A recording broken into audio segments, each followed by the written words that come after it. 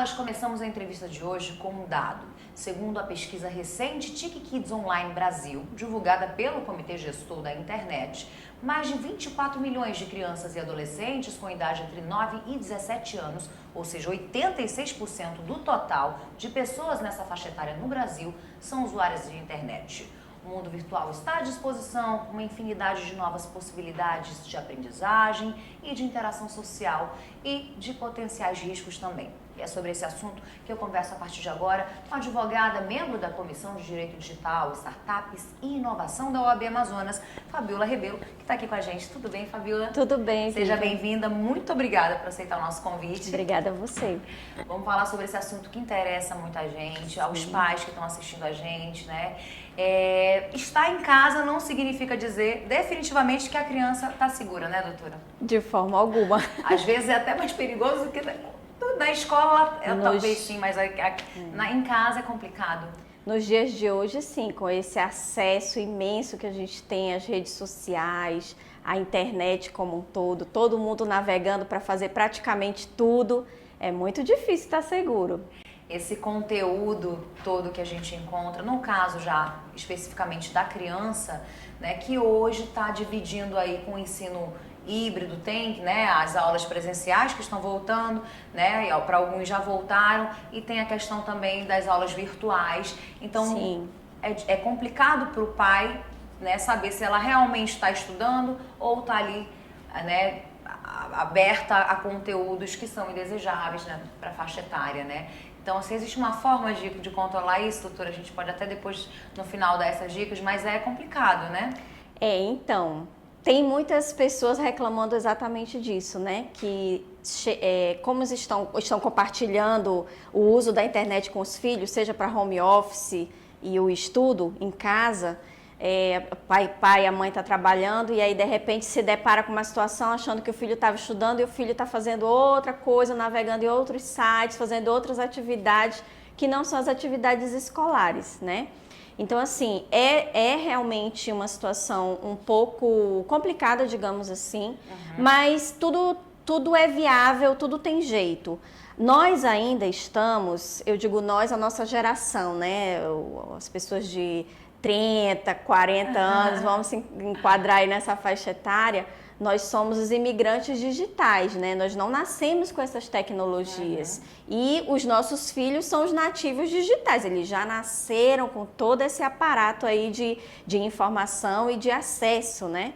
Então, às vezes, esse conflito também, um pouco de geração, é complicado. Mas os pais têm que sempre buscar aprender como é que eu posso fazer para compartilhar isso de uma maneira saudável, de uma maneira segura, que meios que eu tenho para me munir de meios, né, de segurança para poder fazer com que o meu filho navegue na internet, seja para uso escolar, para lazer e para as mais inúmeras atividades que a gente faz hoje, né? Porque hoje, o que acontece, Vivian? Tem crianças fazendo inglês na internet, balé via internet, aula de catequese na internet. Agora com a pandemia, né? As lives aí. Isso, com isolamento social, praticamente 100% das atividades, quem conseguiu se adequar, está fazendo via online, e não só os adultos, as crianças e os adolescentes também.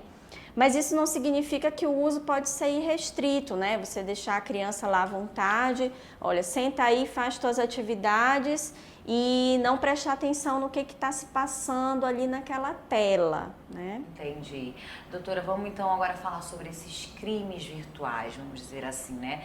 Alguns vieram à tona, outros assim, com bastante mais frequência a gente pode falar, porque tem aí a questão recente da baleia azul, do Momo, do homem pateta, né? E é frequente, você que acompanha, que está sempre dando palestras, como evitar isso, como esse tipo de conteúdo, não dá pra gente blindar o filho, né?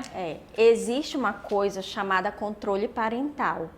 esse controle parental, ele existe dentro da própria internet. Se você for buscar no seu navegador, por exemplo, quem usa os aplicativos como o Google, tem um botão que é de controle parental. Então lá, além dele te ensinar como fazer esse tipo de controle, restrições e etc., ele te dá várias dicas de como você deve proceder nesse dia a dia no uso da internet pelas crianças e pelos adolescentes.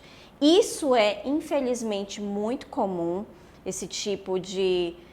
que chamam de brincadeira, mas não é brincadeira, desafios, é crime, né? Exatamente. E tem tanto nas redes sociais quanto nas plataformas também, né? Todas, que são consideradas redes sociais, né? Eles interagem, trocam informações, TikTok, Facebook, que a faixa etária mais jovem não usa Facebook, né? Porque Facebook é coisa de gente antiga. Mas é o TikTok mesmo, que é o que está na onda do momento. Inclusive, existe um estudo na Europa muito grande sobre especificamente o TikTok, que é um aplicativo que explodiu no mundo inteiro e é muito utilizado principalmente pela faixa etária de 8 a 10 anos de idade, crianças, né? E o uso da imagem, da voz, tudo mais. E existe até uma iniciativa dentro da Europa para proibir o uso do TikTok, né? Acabar mesmo, porque existem muitos danos, né? Você expõe muito a criança, tem a coisa das danças, né? Tem muitas atividades, as dublagens, né? Tem muitas atividades que a criança realiza dentro desses aplicativos de uma maneira inocente e despretensiosa e que muitas vezes nem os pais não veem nenhuma maldade e que infelizmente é utilizado por criminosos nas mais diversas situações, seja em pedofilia, abuso e exploração sexual da imagem da criança, ou até quando tem o próprio contato com a criança, né, através de redes sociais, aplicativos. O aliciamento via chat mesmo, né? Ali só conversando. Jogos online, que eu falo muito sobre isso, os jogos online. Muitas vezes o pai vê o filho jogando. Ele tá só jogando, mas ele nem tem ciência de que aquele jogo é um jogo online e que ele está conversando e jogando com outras pessoas. E às vezes pessoas de outras línguas. E aí tem crianças que já dominam um pouquinho ali, por exemplo, o inglês, que é a língua mais comum que a gente estuda, né, até no ambiente escolar. E aí a criança começa a falar e aí o pai acha tão bonitinho, né? Olha, meu filho está falando inglês, que lindo, não sabe com quem ele está falando e nem o que ele está falando. Então, assim, são muitas coisas, são muitos cuidados. Ali com fone de ouvido direto, né? Já não... Fone de ouvido é um inimigo, né? Tanto para a audição quanto para o controle parental. Você não sabe o que ele está ouvindo e nem o que ele está falando muitas vezes, porque como restringe assim um pouco o áudio, né? Termina que a criança pode falar alguma coisa baixinho, ser captado pelo microfone e você nem saber o que ela está se comunicando ali, o que ela está fazendo. Você acha que ela está segura, mas na verdade ela não está. Não está. Doutora, a gente tem inclusive dados de uma pesquisa alarmante, eu queria até que você comentasse sobre essa pesquisa. Muita gente aí nem imagina, mas eu fiquei muito assustada, olha só. Várias informações importantes, ó. A constatação de que 41% das crianças e adolescentes já tiveram contato com alguém na internet que não conheciam pessoalmente. Sim. Quase a metade, né? 21% foram para encontro com essas pessoas. 16% acessaram conteúdos com formas de machucar a si mesmo, que aí a gente vê automutilação, e 14% conteúdo sobre suicídio, né? 21% confessaram deixar de comer ou dormir por causa do uso da rede. São números assustadores, né, doutora? São, e assim, tem uma fala de uma advogada que é especialista em direito digital, que é a doutora Patrícia Peck, E ela fala muito sobre educação digital também. E ela tem um termo que ela usa que eu acho sensacional, que ela diz que a internet é a rua dos dias atuais. Então, assim, você pensa, na nossa época, antigamente, se os pais deixavam você andar na rua sozinho, você sair para algum lugar, uma multidão, eu falo sempre na multidão, né? Multidão. Você larga a mão do seu filho na multidão sozinho? Não, jamais, isso é impensável, né? O teu dever de cuidado como pai é inimaginável você soltar a mão do seu filho numa multidão. E por que você deixa ele sozinho na internet em que ele está numa rua que é virtual? Eu acho até que está numa rua na madrugada. Na madrugada, no meio da multidão. E então, se você faz essa comparação, você para pensar e você vê que realmente é algo chocante pelos dados e pela própria comparação, né, das atitudes. Esse acesso, inclusive, a conteúdos inadequados como o suicídio, a pesquisa constatou, doutora, que não está relacionado obrigatoriamente às questões como depressão, né, que a gente imagina, tal, mas simplesmente pela a curiosidade. Seria isso mesmo, a curiosidade, mas acaba atingindo ele também, né? Então, eu gosto muito de falar sobre isso também, porque apesar de eu ser advogada e estudar sempre os aspectos jurídicos, mas não tem jeito, a gente está falando sobre educação, a gente termina entrando na parte emocional, psíquica, né, da situação. Então, o que acontece? É uma curiosidade? É, mas o que gerou essa curiosidade? Então, com certeza é algo que aquela criança ou aquele adolescente sente que gera curiosidade por aquele tema, por aquele assunto, né? E também os pais têm que estar sempre atentos a esses comportamentos, né? Muitas vezes os filhos dão sinais. E aí, como ele está sempre voltado para o mundo virtual e ele está amparado até onde se pensa no ambiente familiar, debaixo do seu teto, na sua casa, as pessoas entendem como uma segurança, acham que estão seguros.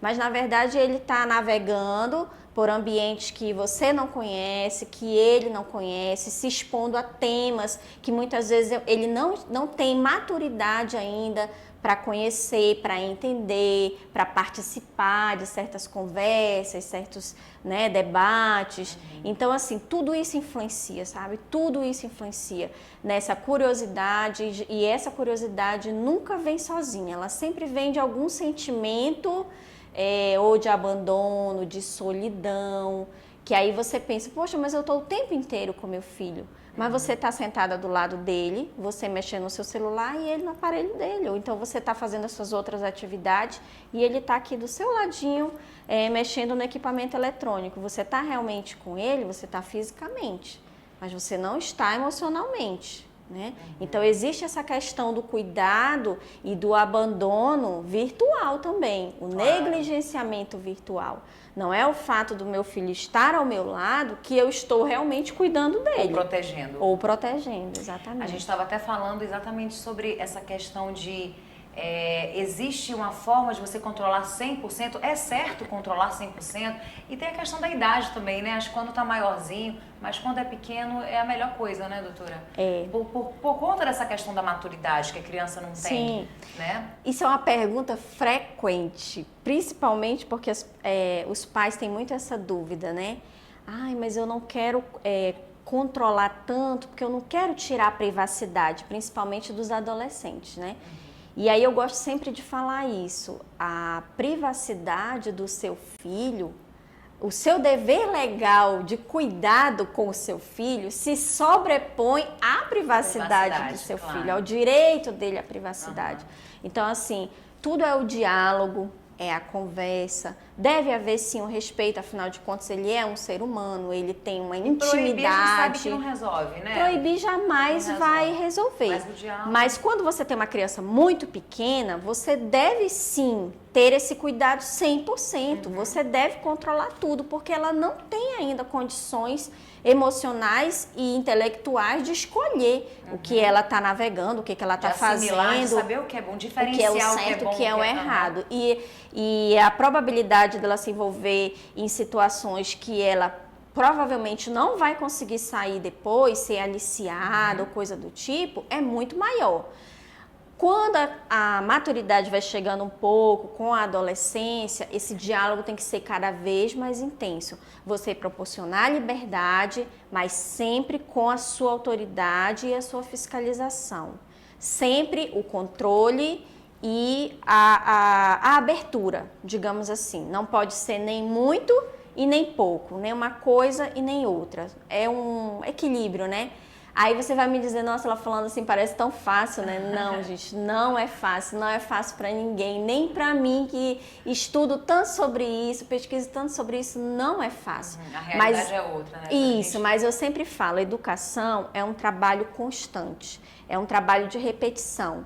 Você fala hoje, amanhã a criança vai cometer o mesmo erro, você repete, e você repete depois de amanhã, e você vai repetir depois de amanhã novamente, e todos os dias a mesma coisa. Igual como a gente tem que repetir, escova o dente. A criança sabe que todos os dias pela manhã tem que escovar o dente. Todos os dias você tem que repetir as mesmas coisas. Então a educação é repetição. O pai e a mãe reconhecer o responsável, que é um papel muito mais dele do que de qualquer outra, do que a escola. Às vezes o pai coloca realmente inteiramente a responsabilidade na escola. A escola é apenas uma parceira, né? Sim. Porque acaba que muita criança recebe melhor, né, da escola do que dos próprios pais, porque não está acostumado às vezes a ser chamado a atenção, Sim, né, pelo próprio pai e mãe. Isso é uma parte interessante porque a gente está falando aí um pouco da educação midiática, né? Você saber pegar as informações na internet, saber o que é certo, o que é errado, o que é verdadeiro, o que não é. Trabalha-se muito hoje, tem falado-se muito hoje na mídia de um modo geral, né? E isso está contido na Base Nacional Comum Curricular também, que é para ser trabalhado nas escolas, e muitas escolas já vêm trabalhando isso, né? O uso crítico da internet, o uso responsável da internet, esse é o papel da escola. Só que o que acontece? Quando a criança chega em casa, se ela não tem limite, não tem critério, ela vai ter acesso a tudo que a escola diz que é errado, tudo que a escola diz que não é legal para ele vai ter na palma da mão. E aí acontece muito de você ter um problema em casa, a criança ter acesso a conteúdos inapropriados e ela de repente levar para a escola aquilo. E aí causa todo um problema, porque aí tem os pais que fazem um controle, que fazem um acompanhamento, e aí termina absorvendo aquela situação de uma família que não faz o mesmo controle. Então a escola, ela termina ali trabalhando como uma mediadora, digamos assim, entre famílias, entre crianças, entre adolescentes, para ir sempre equalizando essas situações, digamos assim, né? Mas a responsabilidade, com certeza, nesse ponto é muito mais da família do que da escola. Doutora Fabiola, na semana passada, no último dia 13, né, o ECA fez 30 anos, o Estatuto da Criança e do Adolescente fez 30 anos, aí são décadas, mas ele está realmente desatualizado, né? Com esse crescimento todo, esse acesso à internet, né? A novas tecnologias. E aí, assim, ele tem apenas um artigo que está relacionado com essa questão, mas aí seria relacionado à imagem exposta da criança ali. Então, vocês falaram muito sobre isso na semana passada, até para que os pais também voltem a atenção e cumpram esse papel, né? Como foram esses encontros na semana passada? O que acontece?